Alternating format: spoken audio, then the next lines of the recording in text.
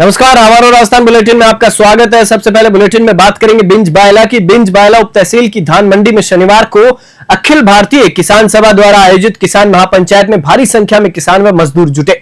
महिलाओं की भागीदारी भी उल्लेखनीय रही। सभा में ऑनलाइन जमीन नीलामी, गरीबों के मकानों की कुर्की, बैंकों द्वारा अवैध ब्याज वसूली और जबरन बीमा पॉलिसी थोपने जैसे मुद्दों पर गुस्सा फूटा। सभा को संबोधित करते हुए भादरा के पूर्व विधायक बलवान पूनिया ने केंद्र व राज्य सरकार पर किसान विरोधी नीतियों को लेकर तीखा हमला बोला। उन्होंने कहा, नकली खाद, बीज और सिंचाई जल की कमी ने किसानों को कर्ज के जाल में फंसा दिया है। साजनवाला के किसान रामरख बावरी की जमीन की ऑनलाइन नीलामी को अवैध बताते हुए चेतावनी दी कि यदि जमीन पर कब्जा किया गया तो दोनों जिलों में बड़ा आंदोलन होगा। बिंज बायला से प्रदीप अरोड़ा की रिपोर्ट।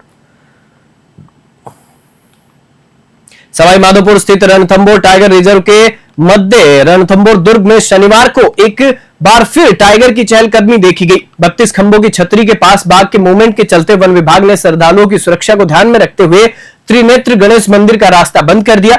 रणथंभौर दुर्ग के आसपास बागिन T-84, एरोहेड, रिदी, सुल्ताना और उनके शावकों सहित करीब 15 से अधिक टाइगर का मूवमेंट बना हुआ है। बीते कुछ दिनों से लगातार इस इलाके में बाघों की गतिविधि देखी जा रही है। इस कारण आज फिर श्रद्धालुओं को रणथंभौर के प्रवेश द्वार गणेश धाम से आगे नहीं जाने दिया गया।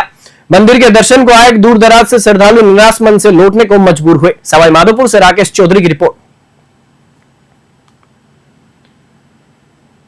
कहाँ से आए हो आप? छबड़ा, राजस्थान से। कितने बजे आए थे? अभी आए थे 1 घंटा पहले। तो क्या ऊपर जाने नहीं दे रहे? हाँ, गेट बंद कर रहा था। क्या बोल रहे हैं? गेट बंद है। क्या बोला? अभी बंद है, अभी नहीं जाने देंगे। किस वजह से? वजह मालूम नहीं। क्या नाम है आपका? रमेश चंद्र। कहाँ से आए भाई साहब आप? मैं खटुपुरा से आया हूँ। कैसे आए थे? हमारी शादी हुई थी 28 तारीख को, तो हम गणेश जी को वापस पधराने आए लोग। तो ऊपर टाइगर का मूवमेंट चल रहा है, इस वजह से गेट बंद है और हमको ऊपर नहीं जाने देते। हम नीचे ही पूजा अर्चना करके नीचे ढोक देते जा रहे हैं। कितनी देर पहले आए थे आप यहाँ? हमको 1 घंटा हो गया यहाँ पर बैठे रहते हैं। इंतजार करने के बाद अब इंतजार करने के बाद में क्या करें, उल्टे जाना पड़ रहा है। सवाई माधोपुर के मानटाउन थाना क्षेत्र स्थित वर्षों से बंद पड़ी जयपुर उद्योग लिमिटेड सीमेंट फैक्ट्री में देर रात लोहा चोरी की नीयत से घुसे युवक सुशील हरिजन की सुरक्षा गार्ड की गोली लगने से मृत्यु हो गई। मृतक फैक्ट्री कॉलोनी का निवासी था। सूचना पर परिजनों ने उसे गंभीर हालत में जिला अस्पताल पहुंचाया, जहां डॉक्टरों ने उसे मृत घोषित कर दिया। मौके पर पहुंची पुलिस ने 2 गार्डों को हिरासत में लिया है, जबकि गोली चलाने वाला गार्ड फरार है। पुलिस अधीक्षक ममता गुप्ता व FSL टीम ने घटनास्थल से साक्ष्य जुटाए। परिजन आरोपी की गिरफ्तारी की मांग पर अड़े हैं, जबकि शव का पोस्टमार्टम अभी लंबित है। मामले की गंभीरता को देखते हुए पुलिस टीमों का गठन कर जांच शुरू कर दी गई है। सवाई माधोपुर से राकेश चौधरी की रिपोर्ट।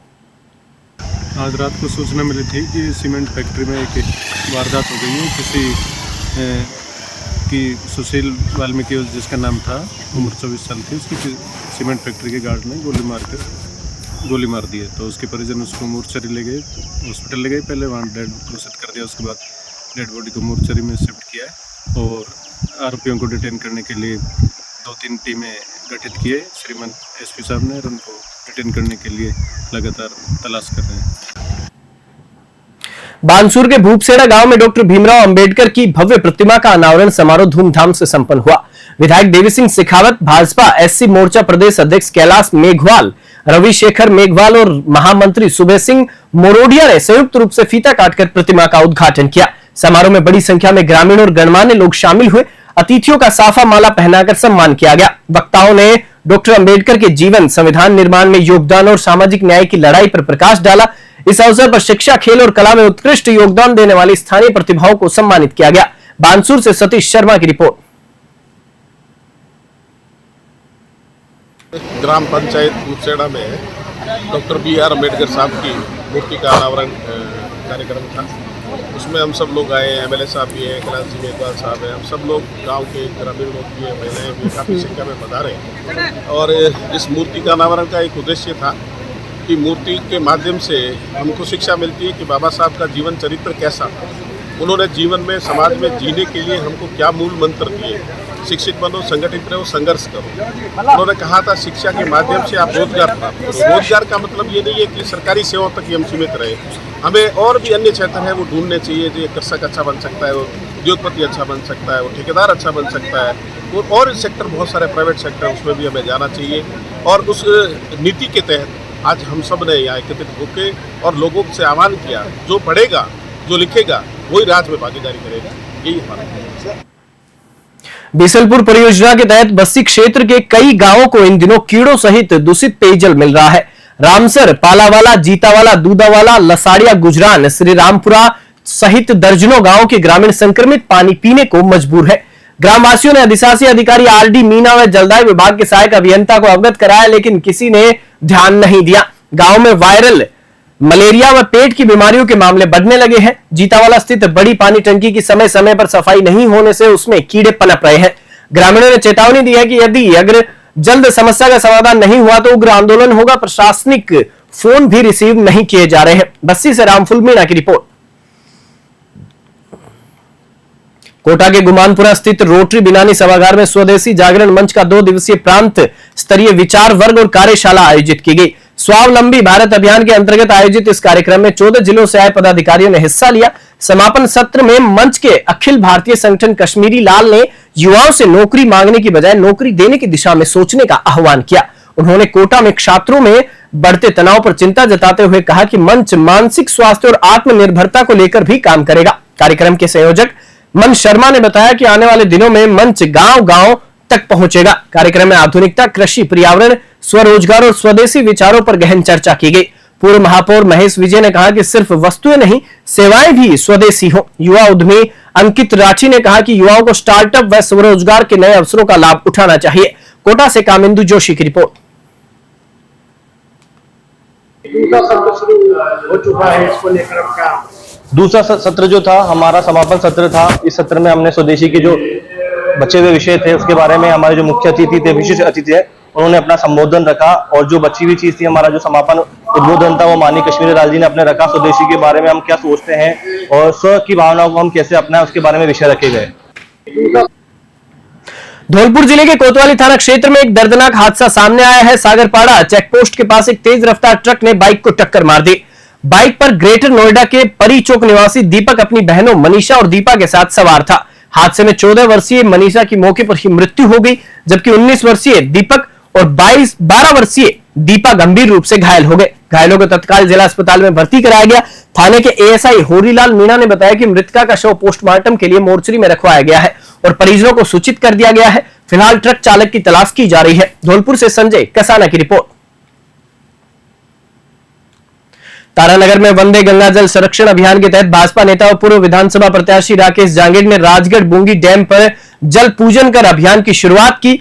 इस दौरान उन्होंने पौधारोपण कर सभी को पर्यावरण व जल संरक्षण का संकल्प दिलाया।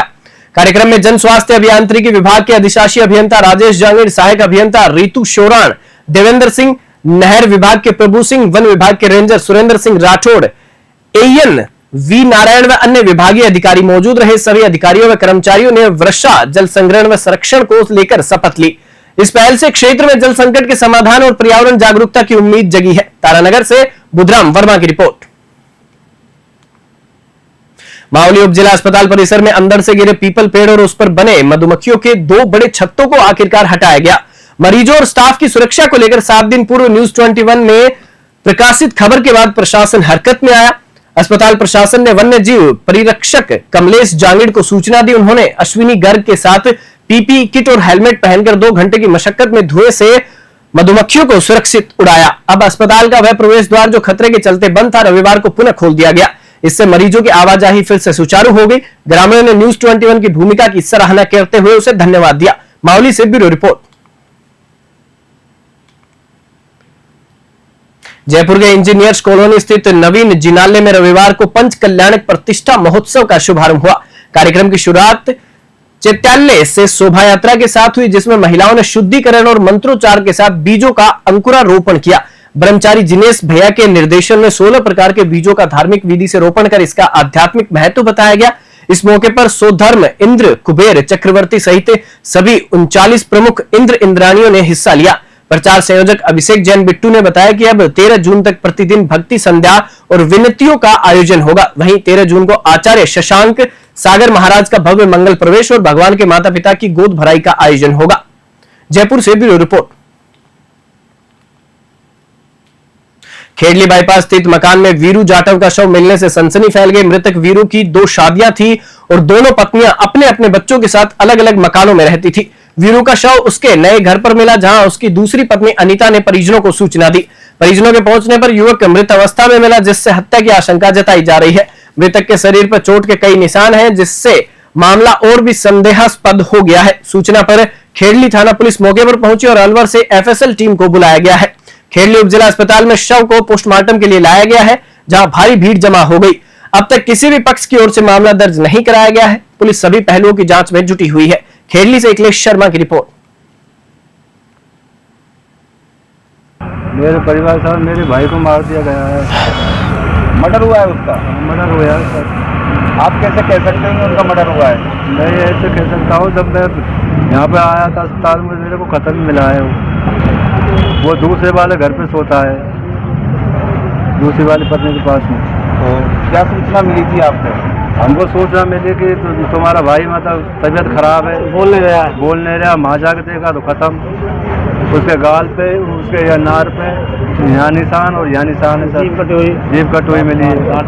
क्या काम करता था वो? सर या मजदूरी वगैरह करते थे। सो रहे थे, हमारे पास कॉल आई थी कि आपके पापा बीमार हैं। हम घर गए थे, हमने भाई बंधु लगाया, फिर उनको बताया कि ऐसे ऐसे। फिर हम गए, उधर देखा तो ब्लीडिंग थी मुँह में, यहाँ से। फिर वो मतलब ठंडे पड़े थे पूरे। फिर उन्हें हॉस्पिटल लाए, हॉस्पिटल में खत्म बता। क्या उनके कोई ऐसी कोई चोट वगैरह का कोई निशान था? कुछ नहीं था, कुछ नहीं था। पहले नहीं था, अभी है। हमारा राजस्थान बुलेटिन में फिलहाल इतना ही। आप देखते रहिए News 21।